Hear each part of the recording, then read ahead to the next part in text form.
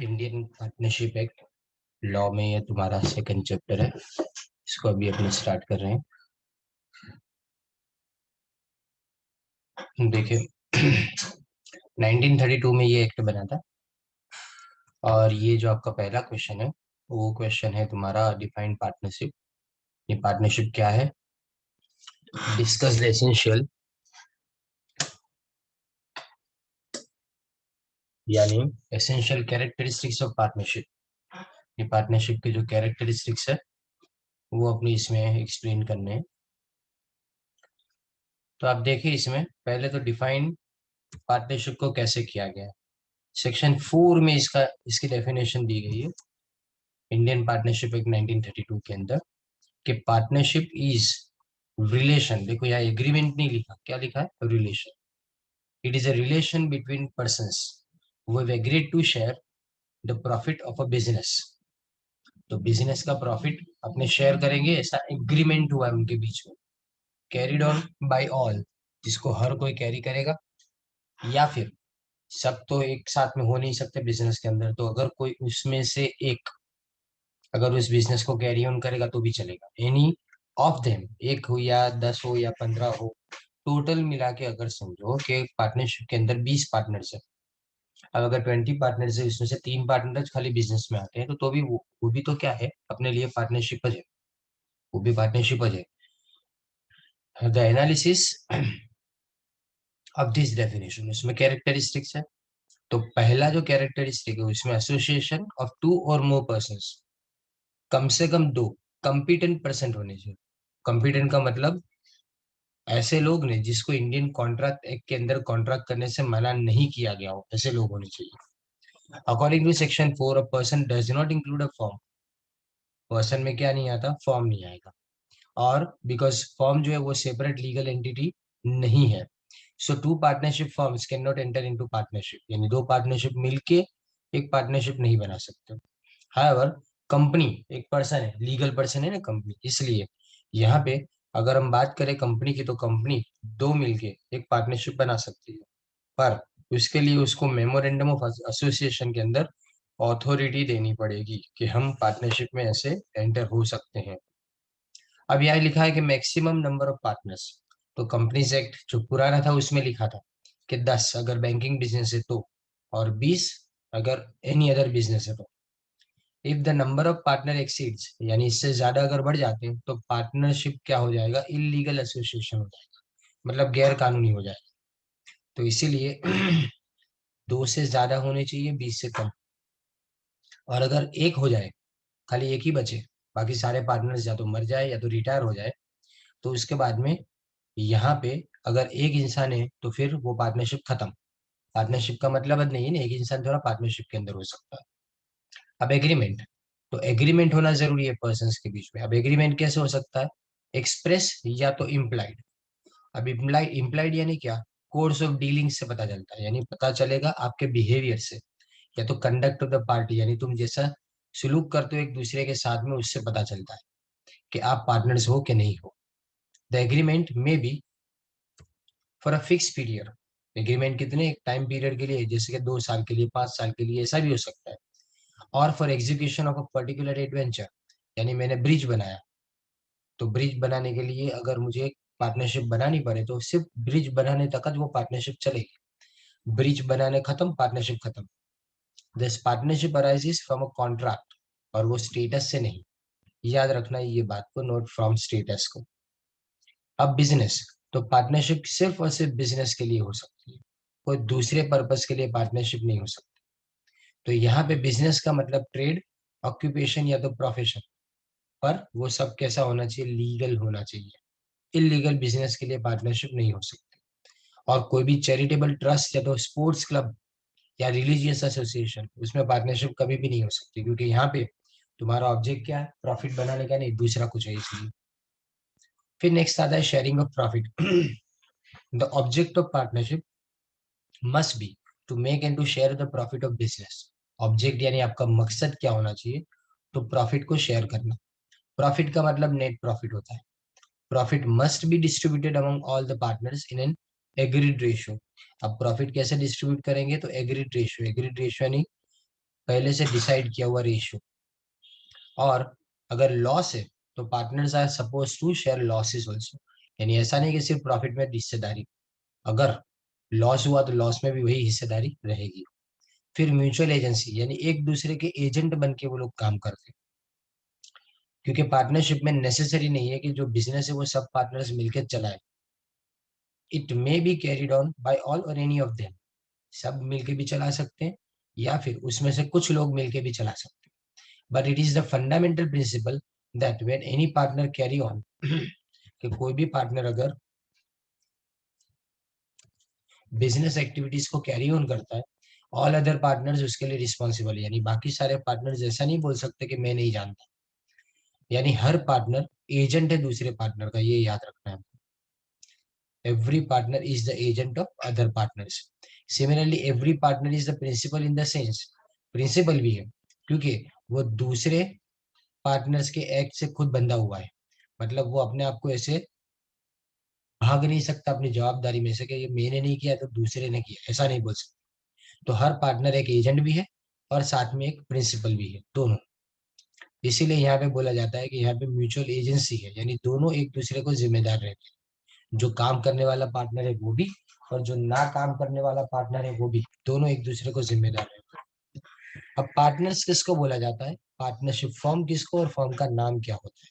तो देखो, पर्सन, जो लोग पार्टनरशिप के अंदर एंटर होते हैं उसको इंडिविजुअली अपने पार्टनर्स बोलते हैं, और कलेक्टिवली साथ में मिला के उसको फर्म बोला जाता है।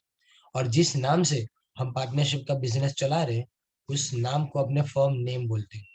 सेक्शन 4 पैरा 2 के अंदर ये लिखा गया है, the partners of a firm में carry on business under any name in style, but जो नाम आप सिलेक्ट करते हो वो क्या नहीं होना चाहिए नीचे बताया गया है।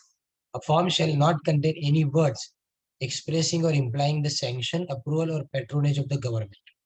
यानी गवर्नमेंट के नाम से कोई भी बिजनेस नहीं चला सकता कि हम यहाँ पे गवर्नमेंट की तरफ से बिजनेस चला रहे, ऐसा नहीं, गलत हो ये नहीं कर सकते।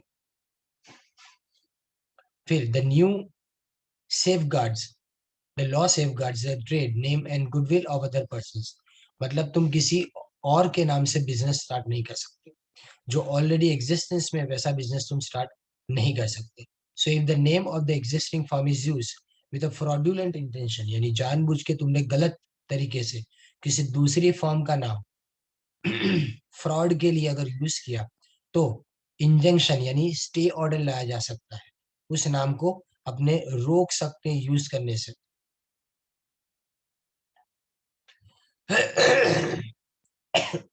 Next, question 2, what is the test of partnership. अब पता कैसे चले कि पार्टनरशिप है कि नहीं है, मोस्ट इंपोर्टेंट क्वेश्चन है ये। What test would you apply in determining the existence of partnership, यानी पार्टनरशिप है कि नहीं है वो पता कैसे चलेगा, तो उसके लिए बताया गया है फाइनल एविडेंस क्या है पार्टनरशिप का। To determine the existence of partnership, definition section 4 में दी गई है, उसमें एक टेस्ट यूज किया गया है, यानी एक चेकिंग पॉइंट आपको दिया गया है। हमको एग्रीमेंट देखना पड़ेगा।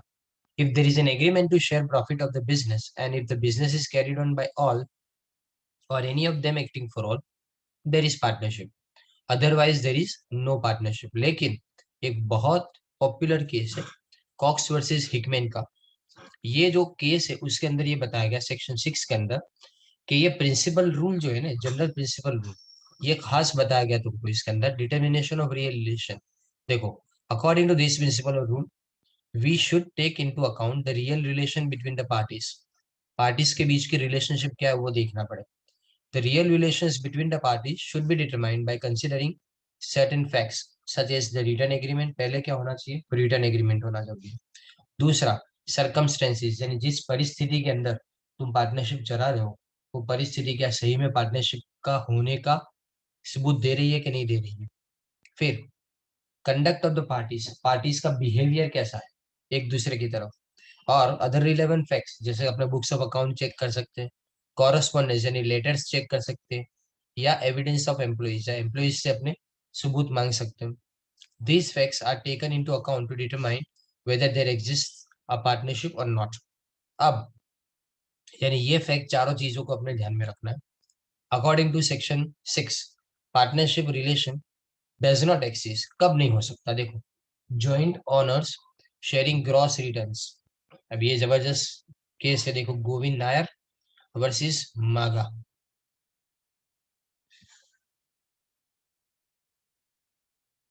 The joint owners of some property, जैसे मैंने किसी मेरे फ्रेंड के साथ में मिलकर एक प्रॉपर्टी खरीदी, अब प्रॉपर्टी मैंने बेच दी, उसमें प्रॉफिट हुआ, दोनों फ्रेंड्स ने उसको बांट लिया, तो ये पार्टनरशिप नहीं है। इसी तरह से देखो, यहाँ पे A and B jointly purchased a tea shop. Each of them contributed a half of the expense incurred for the purchase of pottery and utensils. Then they leased out.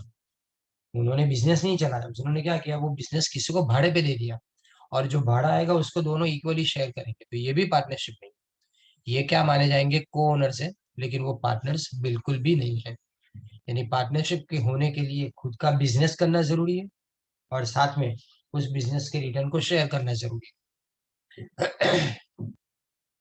अब sharing of profit, the sharing of profit is prima facie यानी strong evidence, या तो primary evidence जिसको बोला जाता है, a strong evidence of partnership, but even then it is not a test of partnership. अकेला profit होना पार्टनरशिप का टेस्ट नहीं है. It is possible that a person may receive a fixed share in the profit of business, but even then he may not be a partner. तो देखो बताया गया किसमें, लेंडर ऑफ मनी और creditor.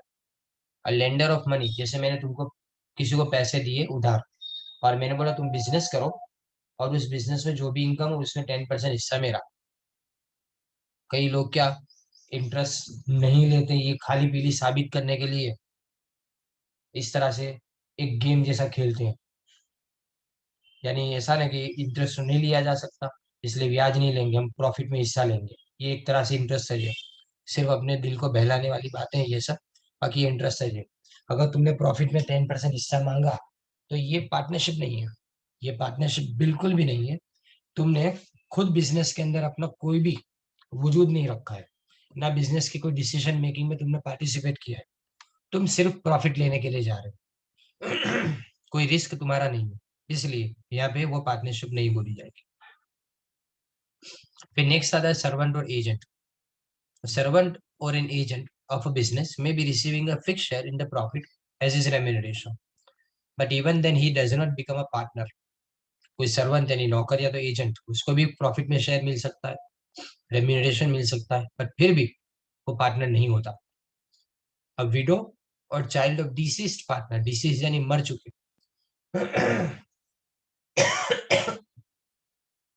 the widow or child of a deceased partner may be getting a portion of the profit as annuity. Annuity यानी साल में एक बार मिले उसका एन्यूटी बोला जाता है, एन्युअली जो मिले ना उसको। But even them they do not become partners, यानी अगर पार्टनर मर चुका तो उसके वाली वारिस को अगर अपने क्या करे, आपने उसको पैसे देते हैं उसके हिस्से का शेयर, तो वो पार्टनर नहीं है।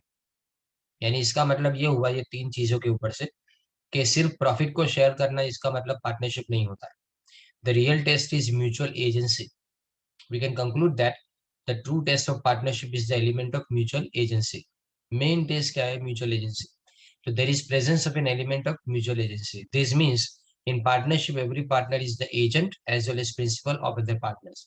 यानी मैं दूसरे पार्टनर का प्रिंसिपल भी हूँ, यानी जवाबदारी भी रखता हूँ, और साथ में दूसरे पार्टनर के बिहेवियर के लिए खुद जवाबदार हूँ, तो वो प्रिंसिपल, और मेरे बिहेवियर के लिए दूसरे पार्टनर जवाबदार, तो वे एजेंट हो गया। तो दोनों चीजें एक साथ में यहाँ पे देखने को मिलती है। All are the agents as well as principal of each other.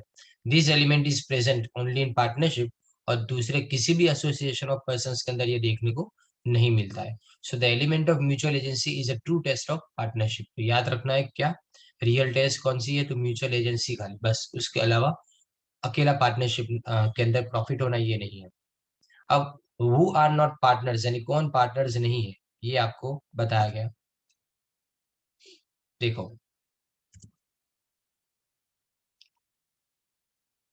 तो according to section 5 there are the following persons are not partners. कौन कौन पार्टनर्स नहीं है? एमसीक्यू में आ सकता है ये। The members of Hindu undivided family, HUF के जो मेंबर्स होते हैं वो पार्टनर्स नहीं होते। कैरिंग ऑन फैमिली बिजनेस, जो फैमिली बिजनेस को चलाते हैं वो। और बर्मा के अंदर Burmese Buddhist husband and wife carrying on a business, वो भी पार्टनर नहीं।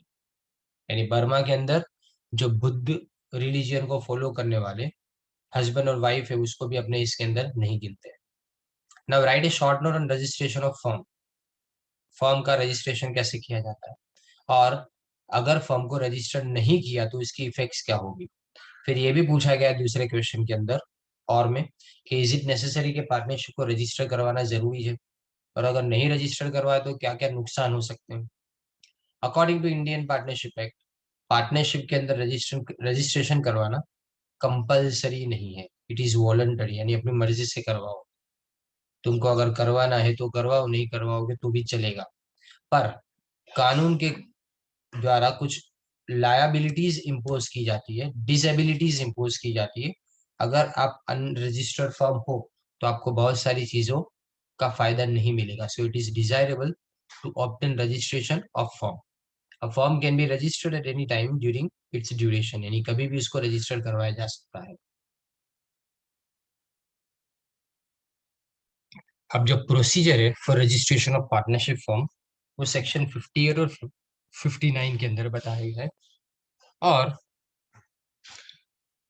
इसमें for the purpose of registration, firm has to file an application. किसको? To registrar of firms and along with prescribed fees, साथ में कुछ फीस होती है नॉमिनल, तो वो साथ में आपको भरनी पड़ती है।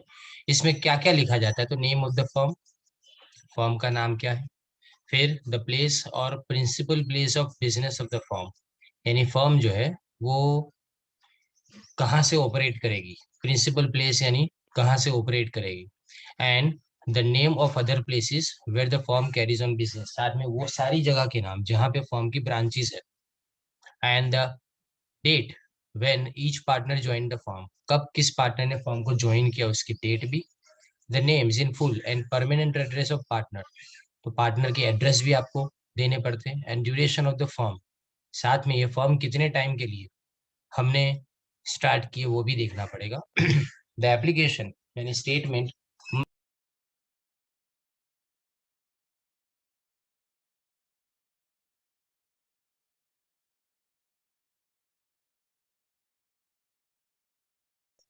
statement must be signed by all the partners or their agent, उसको एजेंट इसको साइन करेंगे, बट उनकी साइन के बिना ये जो एप्लीकेशन है वो आगे नहीं बढ़ सकती। It should also be verified bye them in prescribed manner, और वेरिफिकेशन करना, वेरिफिकेशन करने का मतलब क्या होता है नॉर्मली, वेरिफिकेशन का मतलब होता है नॉर्मली कि हम जब भी आ, किसी किसी के सामने उसको सिग्नेचर करेंगे ना, तो हमने साइन किया तो किसी के सामने तो दो विटनेस भी चाहिए उसके लिए। When the registrar is satisfied in all respect, तो फिर वो फॉर्म का नाम अपने रजिस्टर ऑफ फॉर्म्स के अंदर एंटर करेगा और एक स्टेटमेंट फाइल करेगा। फिर उसके बाद में he will issue the certificate of registration. Registration becomes effective from the date when the registrar files the statement, और जब वो एंट्री करेगा ना फॉर्म की, तब से वो रजिस्ट्रेशन वैलिड गिना जाता है, उस दिन से रजिस्ट्रेशन हो गया। और अगर कोई भी चेंज करना है आपको, इफ एनी ऑल्टरेशन या तो change take place in unregistered firm, then registrar of the firm must be informed accordingly, तो इसको इन्फॉर्म करना पड़ेगा, तो जिससे वो रजिस्टर ऑफ फॉर्म्स के अंदर अपनी एंट्री को सुधार सके, या तो आपने जो चाहा है उस मुताबिक वो एंट्री करवा सके, ये जरूरी है। अब अगर रजिस्ट्रेशन नहीं करवाया तो क्या हो सकता है, अगर किसी ने अपनी फर्म का रजिस्ट्रेशन नहीं करवाया तो क्या हो सकता है, तो ये भी बताया गया है, देखो पार्टनरशिप एक्ट के अंदर सेक्शन 69 के अंदर। पहले तो जो फर्स्ट इम्प्लीकेशन यानी फर्स्ट इफेक्ट जो आएगी वो किसके बारे में आएगी, देखिए